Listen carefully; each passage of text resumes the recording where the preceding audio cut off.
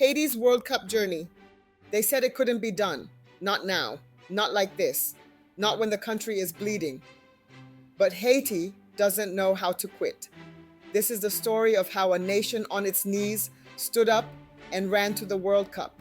Soccer in Haiti isn't just a game. It's been our heartbeat for over a century. In 1904, when the world barely knew our name, we were already kicking balls through Port-au-Prince streets. We formed our first federation. We dreamed our first dreams. Through dictatorships and hurricanes, through coups and earthquakes, through every single thing that tried to break us, we kept playing. The ball kept rolling. But this time it's different. This World Cup journey happened while Haiti is in its most dire, most vulnerable state in our history. Gangs control 80% of Port-au-Prince. Our people are starving. Hospitals are closing. Schools are empty.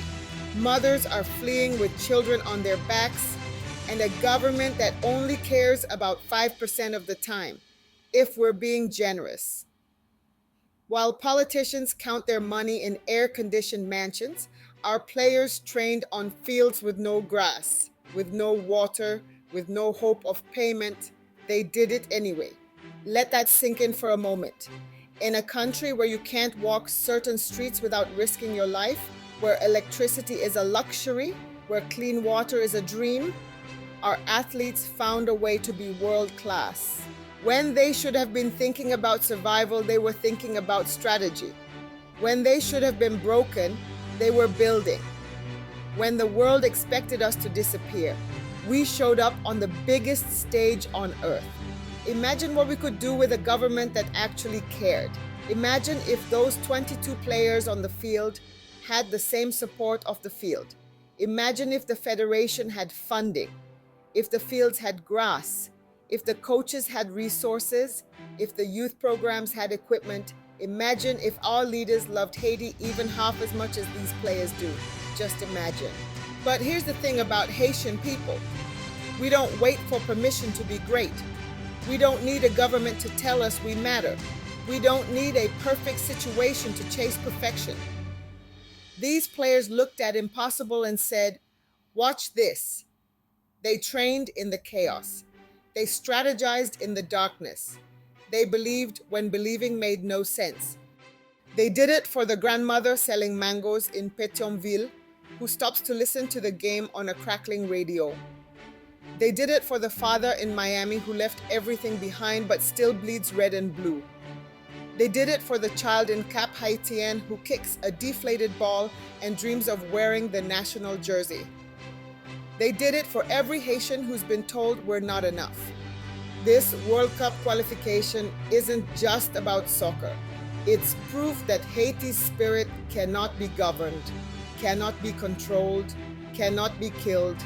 You can take our resources, you can ignore our cries, you can abandon your duties, but you cannot take our excellence, you cannot stop our rise, you cannot dim our light. So to Les Grenadiers, you did more than qualify for a tournament. You reminded 11 million people what we're made of. You showed the world that Haiti doesn't need perfect conditions to produce perfect moments. You proved that when Haitians have even a fraction of support, we don't just compete, we conquer. And to our so-called leaders, you should be ashamed. These men did in jerseys what you couldn't do in suits. They united a broken nation. They gave us hope when you gave us nothing. They showed up when you disappeared. They governed with 100% heart while you governed with 5% effort. But this story isn't over. This is just the beginning. Because if Haiti can make it to the World Cup in our darkest hour, imagine what's possible in our dawn.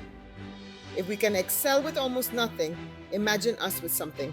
If we can shine through the chaos, imagine us in peace. The world is about to see what Haitians have always known. We are unstoppable. We are unbreakable. We are Haiti. And we're going to the World Cup. Nola, we here. And we're not just here to participate. We're here to remind the world who we are. ALLEZ les Grenadiers. This is Burden of History with Dr. Rose. Subscribe for more stories of resilience, truth, and the power of a people who refuse to be broken.